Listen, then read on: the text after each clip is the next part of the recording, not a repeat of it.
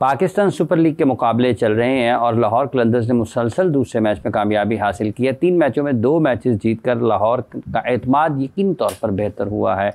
कराची की एक कामयाबी ज़रूर है, लेकिन जो कल के मैच में उनको नाकामी का सामना हुआ है, एक मरतबा से फिर उनकी बॉलिंग यूनिट के ऊपर सवालात उठे हैं कि उसमें क्या वाक़तन उनको उन बॉलर्स की खिदमात हासिल हैं या जो बॉलर उनके पास मौजूद हैं वो उस काम को करने में उतनी महारत रखते हैं जिसकी T20 क्रिकेट में ज़रूरत है और मैच उसका तकाजा कर रहा होता है। इसके साथ साथ डेविड वार्नर क्या असर डालेंगे इस टीम के साथ कराची की, वो अपना मैच खेले जिसमें उन्होंने बहुत ज़्यादा रन्स अभी तक दोनों बारियों में नहीं किए हैं। शाहीन आफरीदी नए गेंद के साथ एक मरतबा से फिर विकटें लेते हुए नज़र आ रहे हैं और शाहीन की विकटें लेने से पहले या बाद में, दोनों सूरतों में, अगर लाहौर पहले बैटिंग करता है या बाद में बैटिंग करता है, अगर फ़खर जमान रन्स करते हैं तो लाहौर बिल्कुल मुख्तलिफ टीम नज़र आती है।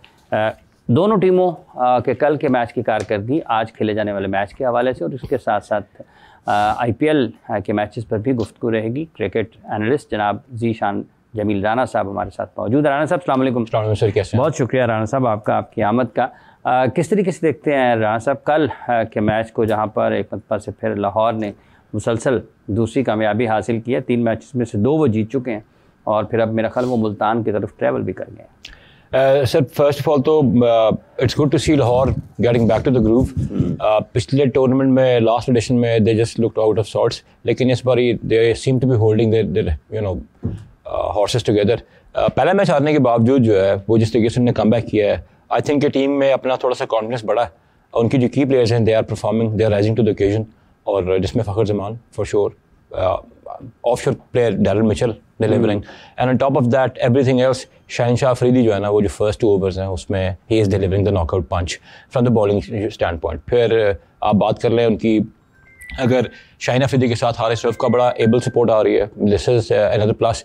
तो जब आपकी किसी भी टीम के की प्लेयर्स अच्छा खेलते हैं तो सर ऑटोमेटिकली टीम का जो है ना वो टेम्पो जो है वो अप हो जाता है। और this is one of the things कि जिसकी वजह से जो है लाहौर कलंदर्स ने, आप देखें उन्होंने स्कोर्स भी अच्छे किए हैं। जस्ट की मोमेंट ये है कि Fakhar Zaman starts the innings और फिर in the middle of the innings वो उसने अच्छा एक अपना स्कोरिंग रेट भी रखा है और विदाउट एनी ऑफ डाउट नहीं लगा कि कहीं से भी जो है ना वो सिर्फ आउट एंड आउट हिटिंग कर रहे हैं, जिसने हमने न्यूजीलैंड में किया था।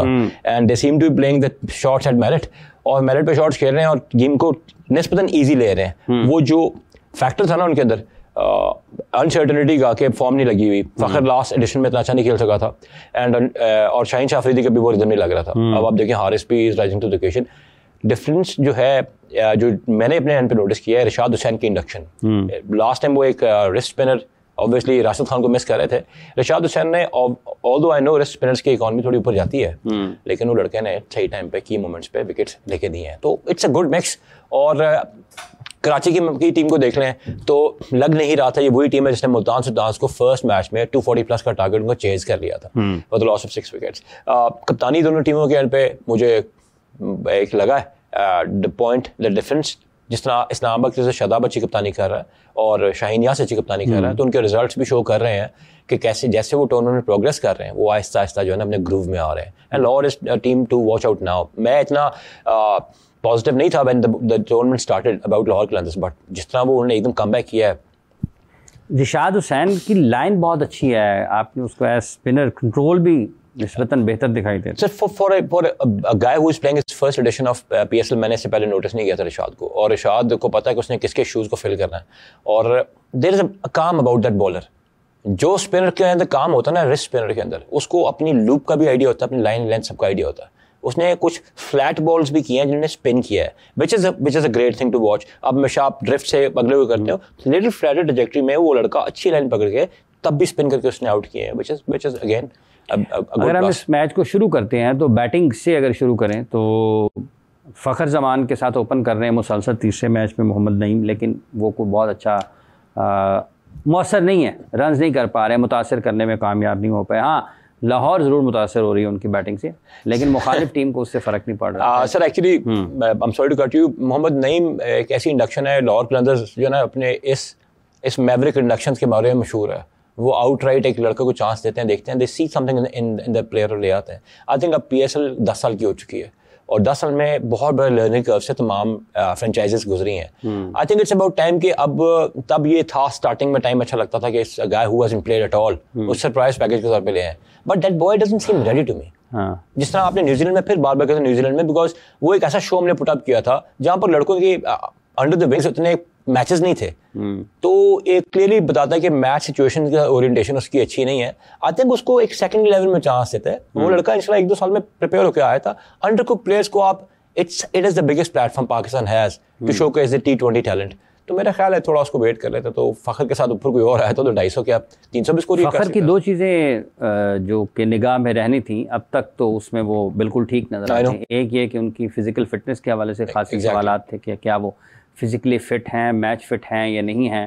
फिर उनकी फॉर्म के हवाले से जो बातें थी वो दोनों चीज़ें उन्होंने इन इब्तदाई मैचेस में तो उन्होंने किसी हद तक लंबी बैटिंग भी की है, रन्स भी ऑन बोर्ड किए हैं और दोनों मैचेस में सेंचुरियाँ भी स्कोर की हैं। सर फ़खर ज़मान के बारे में ना आई थिंक फ़खर एक ऐसा प्लेयर है जिसको अगर वो अपने ग्रूव में है ना तो उसके बारे में हमें कुछ असेस करने की ज़रूरत नहीं है। His bat is talking, he looks there. Yes, one out बंदे का फील्डिंग में कैच ड्रॉप हर बंदे को होते हैं, बट उस फील्ड में भी एफर्ट करना, जो बंदा फिट नहीं ना होगा वो ऐसी स्ट्रेच वाली एफर्ट नहीं करेगा। तो आई थिंक जितने भी लोग कह रहे हैं, रूमर्स कह रहे हैं, ये फैक्ट्स भी कह रहे हैं, इस टाइम पे वो मुझे अपने एक गुड स्टेट ऑफ माइंड में लग रहा है और ऐसा नहीं लग रहा कि वो बंदा इंटरनेशनल फोरे से बाहर हुआ था और वो जैसी परफॉर्मेंस दे रहा है। आई अंडरस्टैंड फ्रेंचाइज क्रिकेट के डायनामिक्स डिफरेंट होते हैं, लेकिन cricket is at the day and cricket sir, जिस पे वो जिस तरह वो मिडल कर रहा है, मैं मानता हूँ उसका शायद उसका वो जो पाई चार्ट होता है शॉट्स का वो इतना कोई वाइड ना हो, बट जो उसकी स्ट्रेंथ का एरिया है वो ग्राउंड को से इक्वेशन से बाहर ले जाता है। And he is hitting the ball from the middle of his bat sweet. अगर वो 40-50 बॉल्स खेलेगा तो उसमें से 7-8-9 बॉल्स तो उसको अपने जोन में मिल जाएंगे, और वो अगर 9 बाउंड्रीज 10 बाउंड्रीज उसने 40 बॉल्स में निकाल ली हैं तो इसका मतलब ये है कि स्ट्राइक रेट वाला तो इशू बिल्कुल दूसरी तरफ चला जाएगा। सर अब मुझे ना आपकी मैं बता दूं, हमेशा हम आपस में भी बात करते हैं, स्ट्राइक रेट को रोटेट करना है, उसको बढ़ाना। अगर आप अपनी स्ट्रेंथ पे खेल रहे हैं और आप टू मच एक्सपेरिमेंटेशन नहीं करें, तो क्रिकेट को अगर आप बेसिकली भी लेके चलेंगे तो हर प्लेयर की स्ट्रेंथ का एरिया है, और you not batting against a bowling machine. वो लोग कहीं ना कहीं स्प्रे करेंगे बॉल को, और जहां पर अगर आपको इनिशियली भी थोड़ा टाइम लग रहा है, बट एट द एंड आपको पता है ये लड़का इम्पैक्ट क्रिएट करेगा and he can take the match away from you anything like anything. Pakistan की टीम में अब से 10 साल पहले ऐसे प्लेयर्स 2 से 3 होया करते हैं। फॉर नाउ अभी अगर हम बात करें, साइम तो भी आया ना, लेकिन फ़खर ज़मान एक ऐसा प्लेयर जरूर है when he is on song, और वो लग भी ऑन सॉन्ग रहा है, तो फिर I think it's sad news for the other teams और great news for Lahore Qalandars by any stretch of imagination. अच्छा, दूसरा ये किस तरीके से देखते हैं आपके ओपन करते हुए फ़खर हैं, नंबर 4 पर डैरल मिचेल आ जाते हैं, 6 पर सैम बिलिंग्स आ जाते हैं, या उनको अगर आपने उनका बैटिंग ऑर्डर तब्दील करना है तो ये एक फॉर्मेशन के एतबार से तो अच्छी चीज़ लग रही है, अब तक क्लिक भी कर रही है और इसमें मेथड भी नज़र आता है।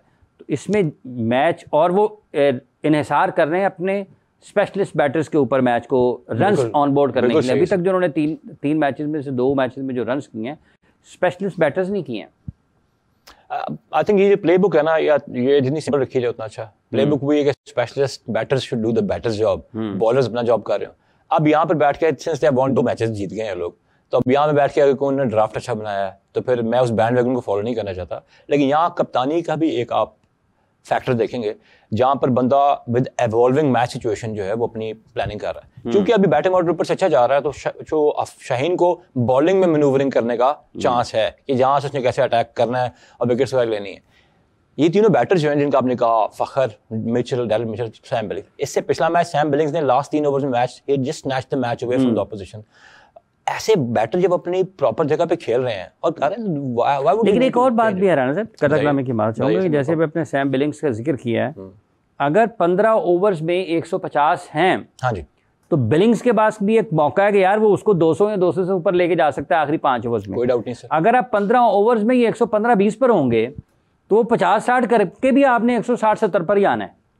तो ये भी एक फ़र्क है कि जब आप क्रिकेट खेल रहे हैं और 20-25, 25-30 रन का जो फ़र्क है, आपने इसका हर वक्त ख्याल रखना है। सर देखें, T20 मैच की अप्रोच ये कहती है कि एक बंदा जो है ना, जिस तरह मैं हमेशा रैली रेस बोलता हूँ, रैली रेस में ये नहीं होता कि आप मेरे रैली का वेट करेंगे, जब मैं आपके पास आऊंगा ना आपने ऑलरेडी अपना स्टार्ट ले लिया होगा।